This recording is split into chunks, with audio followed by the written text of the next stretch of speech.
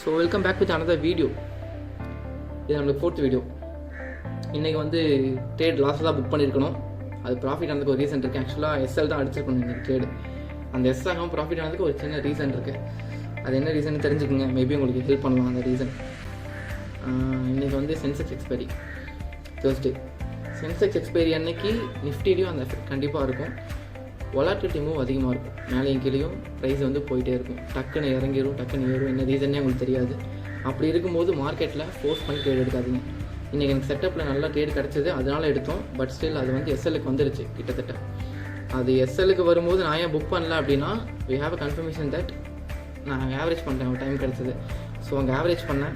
அங்கே ஆவரேஜ் பண்ணதுனால என்னோடய டார்கெட்டை விட நான் ஒரு 10 பாயிண்ட் கம்மியாக புக் பண்ணேன். ஏன்னா எப்போவுமே ஒரு எஸ்எல் கிட்ட ஒரு ட்ரேடு வருது அப்படின்னா திருப்பி வந்து அது காஸ்ட் டு காஸ்ட் வரதே பெரிய விஷயம். ஒரு நல்ல கன்ஃபர்மேஷன் காஸ்ட் டு காஸ்ட் வந்துடுச்சு அப்படின்னா அந்த காஸ்ட் டு காஸ்ட்லேயே அந்த ட்ரேடை வந்து புக் பண்ணிடுங்க. திருப்பி நீங்கள் ப்ராஃபிட் எதிர்பார்க்காதீங்க அந்த பர்டிகுலர் ட்ரேடில்.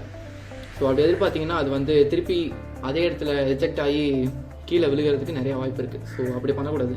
இந்த மாதிரி வொலட்டிலிட்டி மார்க்கெட் இருக்கும்போது என்றைக்குமே நம்ம அந்த மார்க்கெட் ஸ்கிப் பண்ணிடுறதே பெஸ்ட்டு. ஏன்னா நல்ல நல்ல நாட்களும் வரும், நல்ல நல்ல ட்ரேடும் அமையும், செட்டப் கரெக்டாக செட் ஆகும். அன்றைக்கி வந்து ட்ரேட் எடுத்து ப்ராஃபிட் பண்ணிட்டு ஈஸியாக போயிடலாம். இந்த மாதிரி நாட்களில் போய் ஃபோர்ஸ் பண்ணி எடுக்கிறது வந்து கொஞ்சம் கஷ்டம் தான். ஸோ அதை ஸ்கிப் பண்ணிடுங்க. இன்றைக்கி எடுத்த ட்ரேடை நான் கீழே ரெக்கார்டிங்ஸ் போட்டு விட்றேன். அதை பார்த்து தெரிஞ்சுங்க எப்படி டார்கெட் ஃபிக்ஸ் பண்ணுறோம், எப்படி மாடிஃபை பண்ணுறோம் இந்த மாதிரி நம்ம மார்க்கெட் வந்த மாதிரி சொல்லிட்டு. So yeah, see you back with another video.